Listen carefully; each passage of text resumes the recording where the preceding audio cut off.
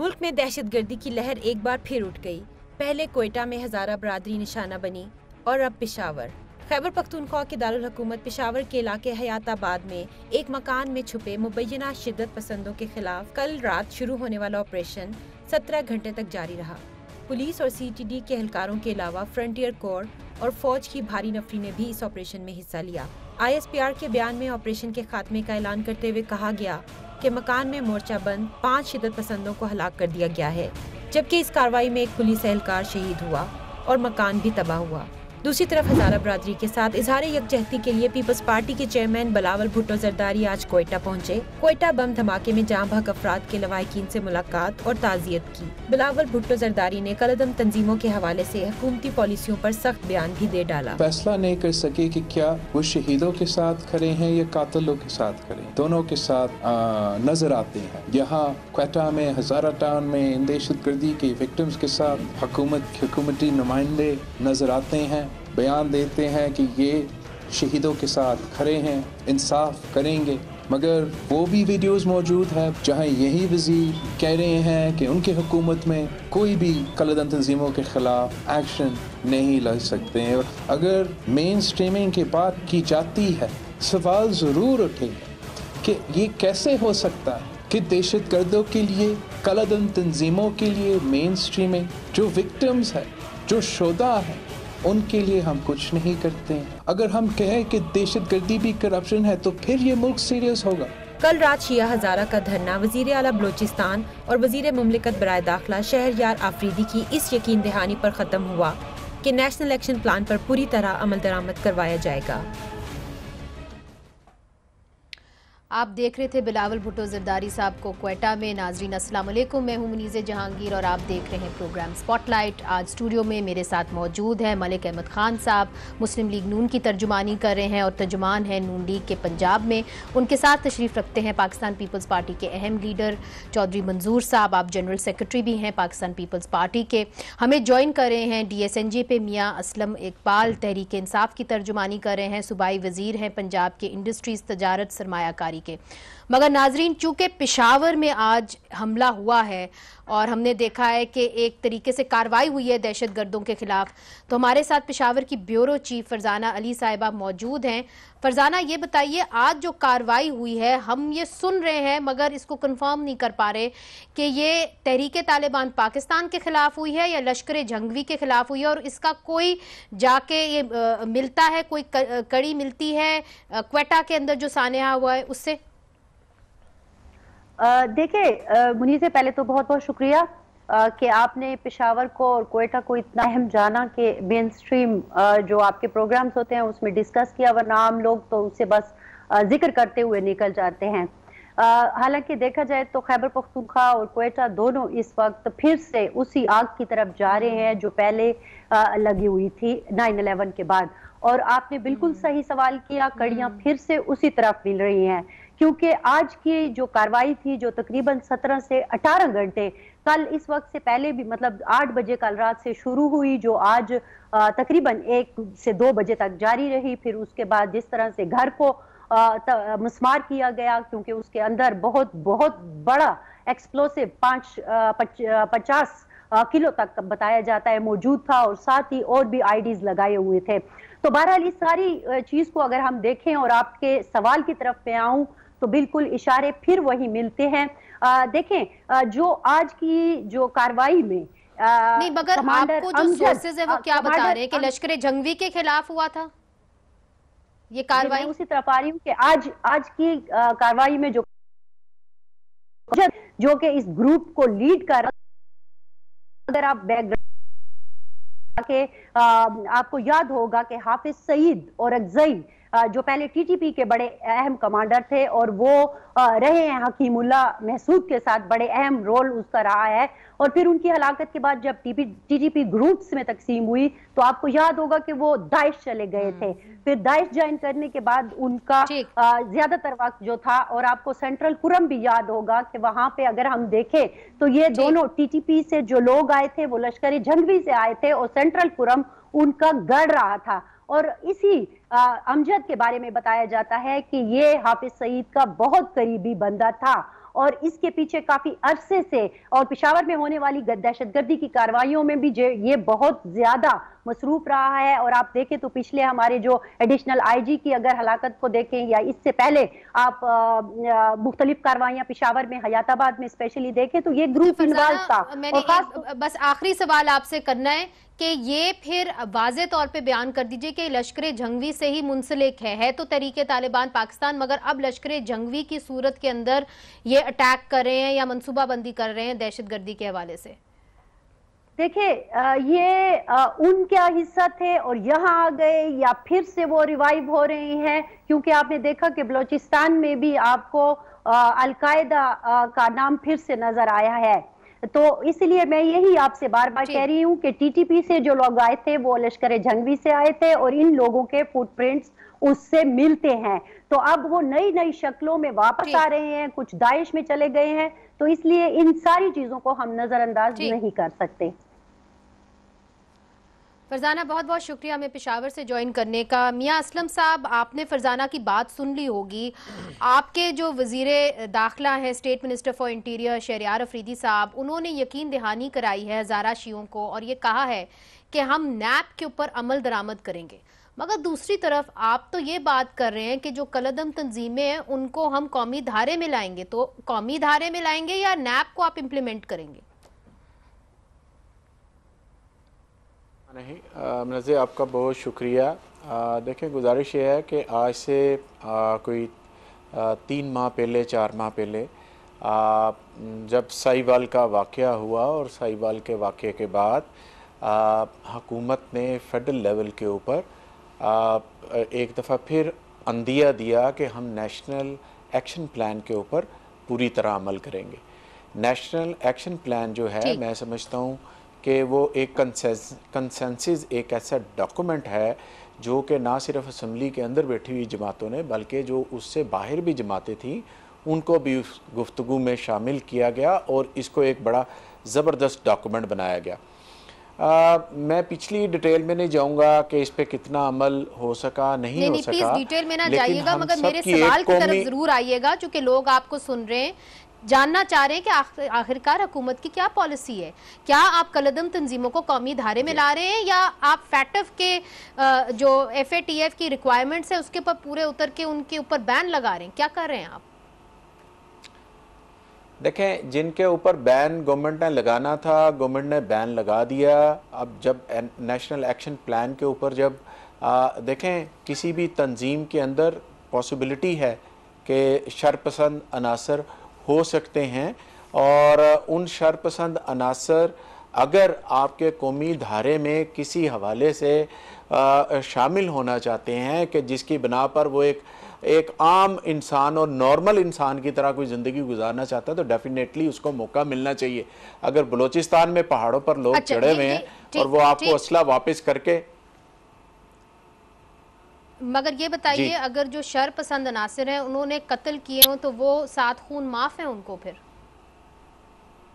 देखे, ऐसा नहीं है। देखे, मैं तो इस हद तक कि अगर किसी ने किसी की जान ली है तो उसका बदला भी फिर जान ही है। मेरे मज़हब में और मेरे दीन में तो यही है। उसमें यह नहीं है कि उसकी माफ़ी अनलेस कि उसकी फैमिली ना करे। मैं एक वैसे बात कर रहा हूँ, लेकिन ये एक बात आप जहन में रखें। जी मैं ये अर्ज कर रहा हूँ कि एक बात, आपकी आवाज मेरा ख्याल है ड्रॉप हो गई है। आपकी जाने मैं फिर से आऊंगी। चौधरी मंजूर साहब, जो इन्होंने ये बात कही है कि जो शरपसंद अनासिर हैं और हर तंजीम में शरपसंद अनासिर होते हैं, मगर अगर वो अपना असला रखना चाहें, बंदूक नीचे रखना चाहें तो ठीक है, उनको फिर कौमी धारे में लाया जा सकता है। बहुत शुक्रिया मनीज़ा। एक तो बहुत ही संजीदा इशू है, इस पे हमारा तो एक पीपल्स पार्टी का शुरू दिन से एक मौक़िफ़ है और स्पेशली जब मोहतरमा शहीद हुई तो उनकी जो आखिरी तकरीर थी उसमें क्या था कि ये चाहते हैं सवाद से पाकिस्तान का झंडा उतर जाए। मैं नहीं उतरने दूंगी, मैं लगाऊंगी, आप लगाएंगे झंडा। अब इस हम आपकी आवाज अभी ठीक करते हैं। अब आप ब्राय रास्त टीवी के ऊपर सुनाई दिए जा रहे हैं। हम आपकी आवाज अभी ठीक कर लेते हैं, हमें कुछ थोड़ी देर दीजिए। जी चौधरी साहब। उसमें एक तो जब हम आए तो आपको याद होगा मौलाना फजल रहमान ने एक बयान दिया था कि अब उनके दरमियान और इस्लामाबाद के दरमियान सिर्फ मारगाला की पहाड़ियां हैं, ये बात ठीक थी। हमने फैसला किया और हमने सारे लोगों को उस वक्त एक पेज पे लेकर आए और यहाँ से हमने उनको पीछे धकेलना शुरू किया। सवात का ऑपरेशन 3 महीने के अंदर अंदर लोग निकाले गए, वापस गए। बाजौड़ का, फिर वजीरिस्तान का 5 बड़े मेजर ऑपरेशन किए। हम आगे भी जाना चाह रहे थे, लेकिन हमें कुछ कुव्वतों ने कहा कि नहीं, अब आप यहाँ से आगे नहीं जा सकते। लेकिन एक बात जो मुझे नहीं समझ आ रही कि अगर कल की आप तकरीर देखें अफरीदी साहब की जो उस दर कर रहे थे, और जो ही उन्होंने बात अपनी ख़त्म की तो पीछे बैठे जो हज़ारा के शिया रहनुमा थे, उन्होंने एक बात की जो बहुत आहिस्तगी से सुनाई दे रही थी। उन्होंने पूछा कि मुझे सिर्फ वज़ीर साहब ये बता दें कि फारूक मैंगल को 2 दिन पहले छोड़ा गया, Ramzan mangle, sorry Ramzan mangle को 2 दिन पहले छोड़ा गया और 2 दिन बाद ये धमाका हो गया। आप कहते हैं नेशनल एक्शन प्लान पे अमल दरामद होगा, ये अमल दरामद आप कर रहे हैं। सो एक पॉइंट ये है। दूसरा ये है कि देखें, इमरान खान साहब को वहां पे जाना चाहिए था। लोग मजाक उड़ा रहे हैं हमारा, और खुद याद होगा आपको, मलिक साहब को भी याद होगा, जब मियां नवाज शरीफ, पहला धमाका हुआ था, नवाज शरीफ साहब की हुकूमत थी, रावलपुर चले गए थे, तो इमरान खान साहब का ट्वीट मौजूद है। दूसरी बात यह है कि काजी फायज ईसा का जो कमीशन बना था उसकी रिपोर्ट मौजूद है। उस पर क्या किसी ने एक लफ्ज पे अमल दरामद किया? उन्होंने वो तस्वीरें भी दे दी, सारी वो जगह बता दी जहां पे बैठकर मनसूबाबंदी हुई थी। और मैं समझता हूं कि ये भी एक काबिल मजम्मत वाकया है जो कोयटा के अंदर हुआ है। लेकिन वो जो वकला पे हमला था, वो शायद बलूचिस्तान की तारीख का सबसे बड़ा हमला था, क्योंकि उसमें सेकंड टियर लीडरशिप सारी की सारी इंटेलिजेंसिया मिट गई, खत्म हो गई उनकी एक सेकंड टियर लीडरशिप सारी पॉलिटिकल पार्टीज की, सारे वकला की, वो सारी की सारी जो है वो वाइप आउट होगी। इतना बड़ा सानेहा। और उसके बाद और जो है वो उसके बाद कम से कम हमें होश के नाखून लेने चाहिए थे। ये बात आपकी और धरना पे काजी फायज ईसा का, और उसके बाद किया क्या जा रहा है, उसको उल्टा मलून किया जा रहा है, बजाय इसके कि उस पे कोई इंप्लीमेंटेशन होती। जिस तरह से गए हैं वापस अपील में, रिवीजन में गए हैं, रिवीजन में तो उल्टा उन पे इल्जाम लगा दिए गए। तो जो काजी फायज ईसा का था, क्या उसको किया? दूसरा क्या, मसलन ये जो APS के बच्चे थे, उनकी जिम्मेदारी जिसने कबूल की, इसानुल्लाह हुसैन, उसको आपने बिठाया जरा। अच्छा, ये आपने बहुत अहम बात की है। आपकी तरफ आऊंगी मलिक साहब, आप तो इसको अच्छी तरीके से जानते हैं। अपनी हुकूमत के अंदर आपने देखा दहशतगर्दी, आपकी हुकूमत के अंदर भी हमने देखा कि एक लहर उठी थी। जो ये बात कर रहे हैं रमज़ान मैंगल की, और ताकि हमारे व्यूअर्स को समझ आ जाए, उनका ताल्लुक अहले सुन्नत वल जमात से था। एक लीडर थे, लश्कर जंगवी के भी एक लीडर थे, और उन्होंने 2018 का इलेक्शन भी लड़ा और अलल अलान कहते थे एक ख़ास मकतबा फ़िक्र को कि जी इनको टारगेट करना चाहिए। उनको हिरासत में लिया गया, फिर 2 दिन पहले सानिया से छोड़ दिया गया। जो हज़ारा शिया इस पर बहुत नाराज़ है, मगर जिन लोगों ने अहले सुन्नत वल जमात को इलेक्शन लड़ने दिया सर, और बैन उनसे लिफ्ट किया, वो आपके पार्टी के अंदर थे, चौधरी निसार साहब। देखिए, मैं उन्हें कोई भी बात करने से पहले जी जी जी जी मैं हज़ारा कम्युनिटी के साथ होने वाले मजालिम एक तवातर के साथ, और जिस अंदाज में हज़ारा कम्युनिटी को टारगेट किया गया, रियासत पाकिस्तान को बहसीयत मजमूई शर्मिंदा होना चाहिए। और जो रिस्पॉन्स उनके कत्लेआम के बाद होता है, इतना कोल्ड ब्लडेड होता है। अगर मुझे कोई चीज़ थोड़ी बहुत जिसने कुछ गुंजाइश दी थी, वो आर्मी चीफ का इंटरेक्शन था जब हज़ारा कम्युनिटी के पास हो गए पिछले साल। और उसके बाद एक उनके अंदर एक एतमाद आया, और फिर उन वाक़यात के अंदर एक रुकाव आया, उस तसलसल के अंदर एक रुकावट। सर, मेरा सवाल आपसे मैं कर्ज कर लूं कि ये जो कलदम तंजीमें हैं, या जिनको आप पहले खुद 2012 में बैन कर चुके थे अहले सुन्नत वल जमात को, वो क्या ऐसी मजबूरी थी कि आपने इनको इजाजत दी कि ये इलेक्शन लड़े 2018 का? सवाल तो ये है। देखें, ये सवाल आपका बड़ा जायज़ है कि इसके लिए हमें पूरी पाकिस्तानी कौम को आइडियोलॉजिकली इस बात को तस्लीम करना पड़ेगा कि वो लोग जो वायलेंस का रास्ता इख्तियार करते हैं, वो मेरे और आपके वे ऑफ लाइफ को नहीं मानते, वो इसको बदलना चाहते हैं। नहीं, मगर वो पाकिस्तान की रहे मैं हैं ये ना, कह रहा हूं ना, तो अगर फिर उसके लिए आप तो फिर उनको सियासत में ले आएंगे, नेशनल असेंबली में बिठाएंगे? नहीं, ये गलत है। ये अगर गवर्नमेंट ऐसे सोच रही है, एस्टेब्लिशमेंट ऐसे सोच रही है, मिलिट्री के सिक्योरिटी अपरेटस वाले लोग ऐसे सोच रहे हैं, तो गलत सोच रहे हैं। इनका बुनियादी मामला स्टेट पॉलिसी के अंदर एक यूनिफॉर्मिटी आनी चाहिए और उसको परसू होना चाहिए। मगर और उसके अंदर आपकी क्या ऐसी मजबूरी थी कि आप इनको कौमी दायरे के अंदर लाने के लिए इलेक्शंस के से पहले इनसे बैन उठा लिया गया? मैं किसी सूरत उस एक्ट को डिफेंड नहीं करूंगा, क्योंकि मैं एक खास सोच का हामिल आदमी हूं। और मैं आपसे ये कह रहा हूं कि वो जो वायलेंस की तरफ रिजॉर्ट करते हैं वो मुझ में से नहीं।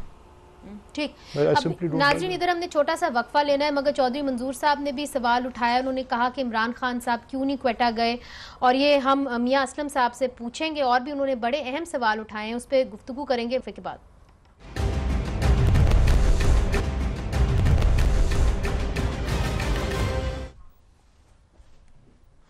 Welcome back. मियां असलम साहब, ब्रेक से पहले चौधरी मंजूर साहब ने भी ये सवाल किया कि क्या वजह है कि इमरान खान साहब क्वेटा नहीं गए। खुदा ना खास्ता अगर इस किस्म का धमाका लाहौर में होता तो हमें मालूम है कि वो जरूर यहाँ पे आते, तो क्या वजह है कि क्वेटा क्यों नहीं गए इस मामले पे?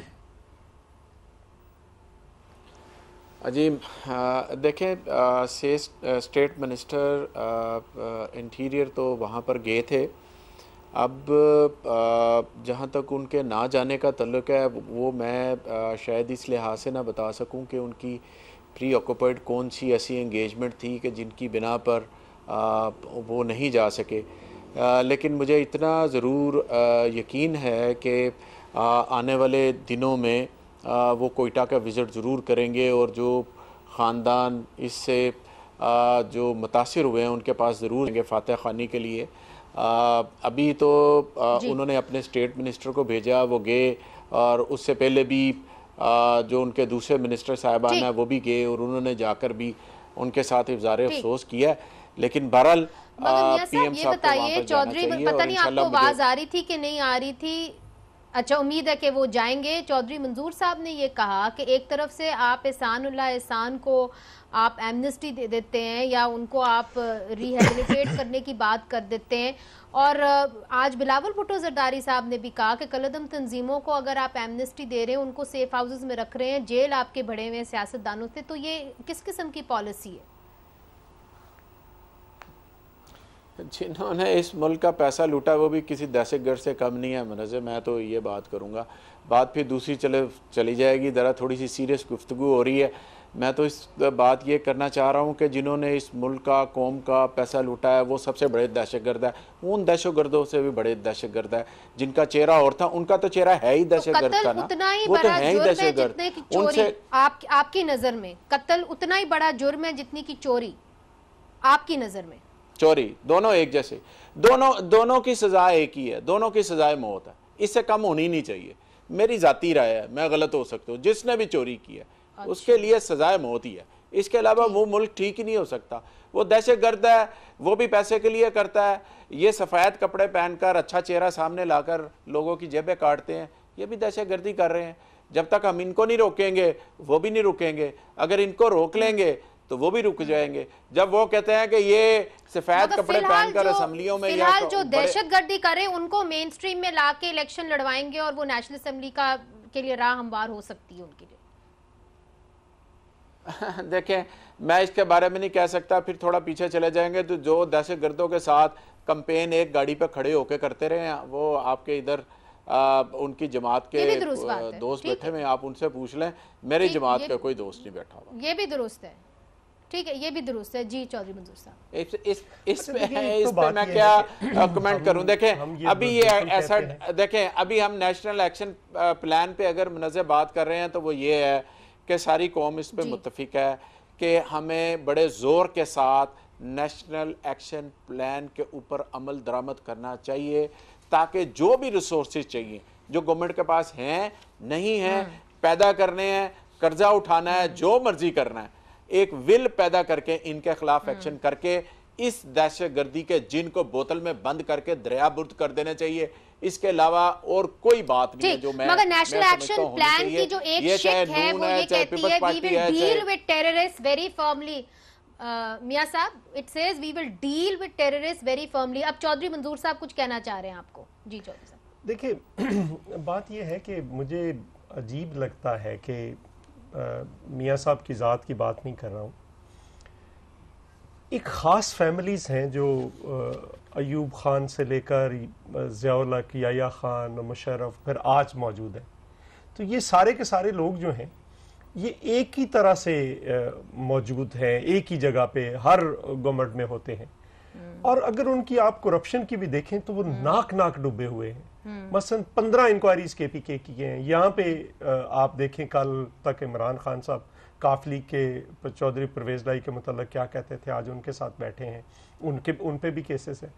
मैं ये कहता हूँ कि एहतसाब के लिए मुझे तो अक्रॉस द बोर्ड एक ऐसा निज़ाम चाहिए जिसमें जजेस भी, जिसमें जनरल्स भी, जिसमें पॉलिटिशियंस भी, जिसमें ब्यूरोक्रेट्स भी, जिसमें कुछ जर्नलिस्ट भी होने चाहिए। और उन सब का मेरे से शुरू कर लें, सबका एहतसाब हो, एक छत के नीचे हो। कोई मुकद्दस गाय इस मुल्क के अंदर नहीं होनी चाहिए। कौन किसके बारे में है, और थोड़ी लैंग्वेज का भी है कि हम पूछते हैं कि आपकी खारजा पॉलिसी में प्रॉब्लम है, आप कहते हैं चोर हैं, डाकू हैं। हम कोई बात करते हैं तो उसका जवाब ये है, जबकि सबसे ज्यादा जो अगर बैठे हुए हैं चोर हैं, डाकू, तो वो तो इनकी सफों में बैठे हैं। दूसरी बात ये है, मैं आऊंगी आपकी जाने फिर से। मैं चूंकि मलिक साहब से ये पूछना चाह रही हूँ, मलिक साहब एक अहम बात आपसे पूछना चाह रही हूँ। अभी आपने कहा कि जी हम लोग सड़कों पे निकलेंगे, हम एहतजाज करेंगे। आप लोगों के आपस में कोई प्लान हो रहे थे पीपल्स पार्टी और PMLN के दरमियान, मगर फिर हमने देखा कि वफाकी वजीर बराए पार्लिमानी अमूर ब्रिगेडियर एजाज शाह, उन्होंने एक स्टेटमेंट दी और उन्होंने ननकाना साहब में ये कहा, लोगों को वार्न किया कि वो धोखेबाजों की कॉल पर सड़कें ब्लॉक करने की गलती ना करें और सड़कों पर आने वाले सुन लें कि इस बार ऐसा करने वालों की शदीद गर्मी में बहुत छितरौल होगी। तो उन्होंने एक वार्निंग दे दी है आपके पार्लिमानी उमूर के वजीर। देखें, मुझे बड़ा ही अफसोस है ब्रिगेडियर एजाज शाह की स्टेटमेंट पे, और ये एक माइंडसेट को रिफ्लेक्ट करता है। अभी अगर वो किसी सियासी जदोजहद करने वाले को कहें कि बाहर निकलोगे तो छितरौल करेंगे, तो हुकूमत को तो फौरी तौर पे इस पर एक्ट करना चाहिए था और उस पर अपने वज़ीर से जवाब तलबी करती और उनको बिल्कुल उनके ख़िलाफ़ कोई तादीबी कार्रवाई करती।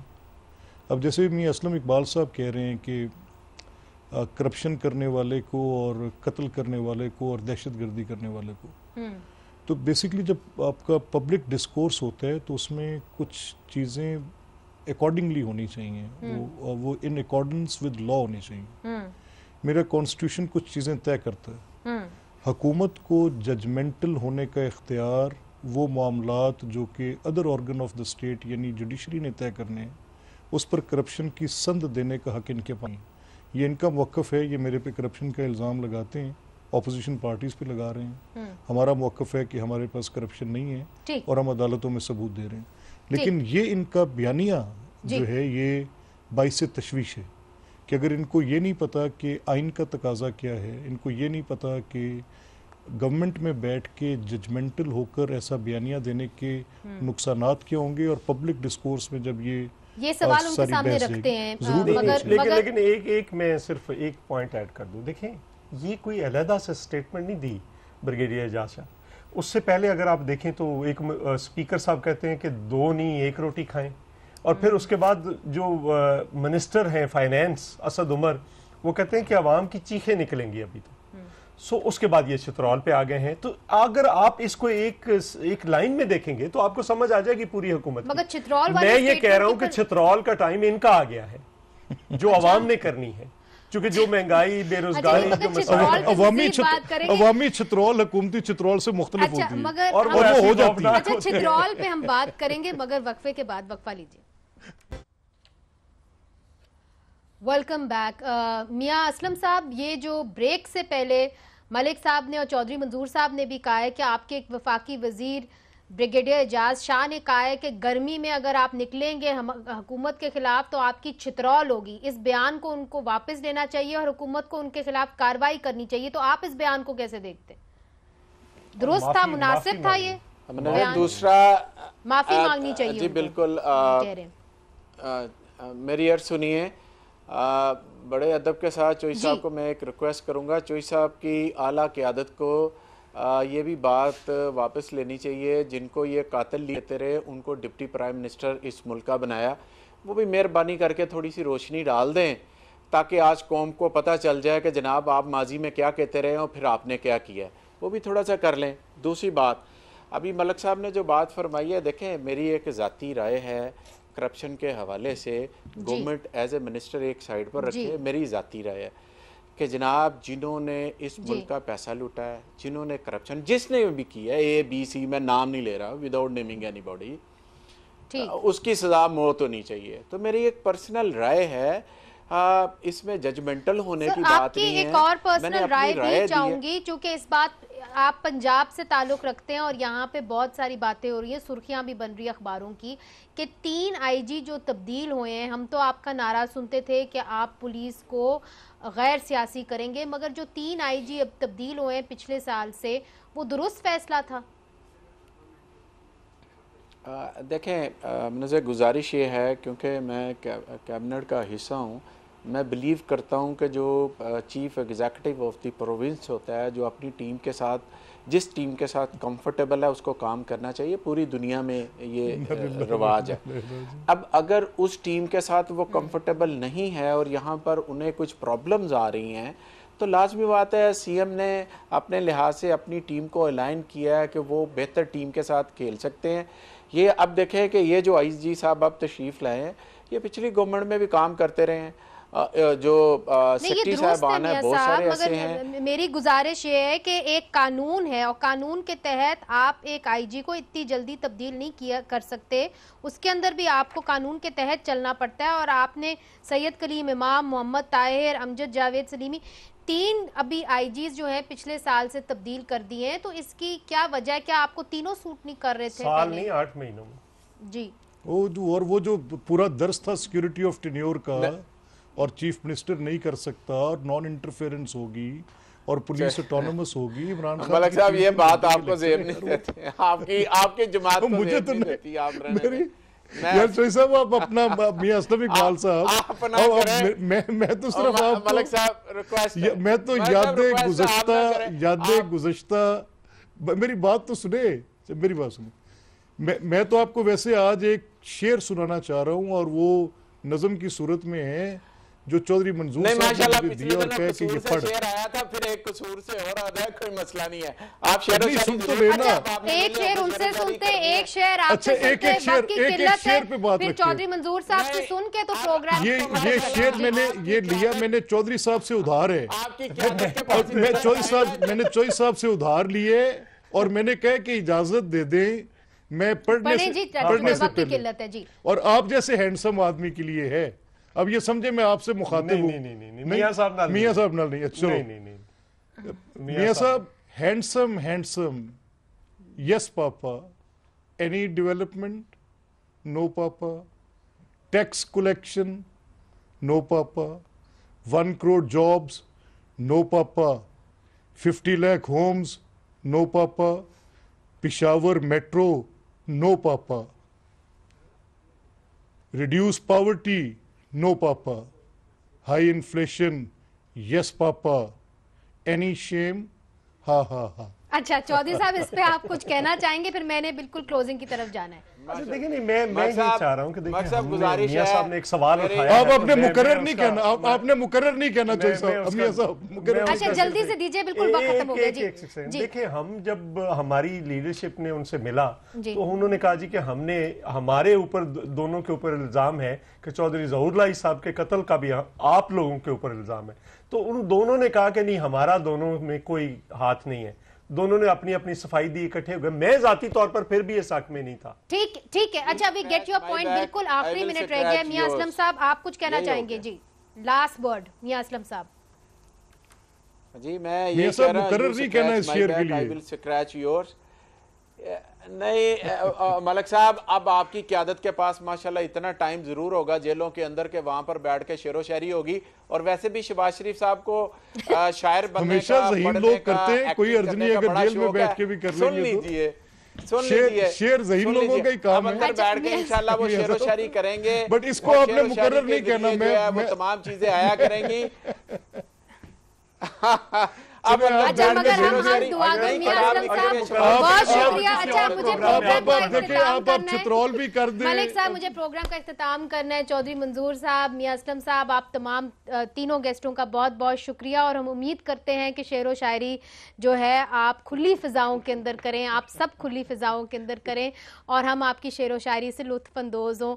आज के लिए इजाज़त दीजिए, खुदा हाफिज़।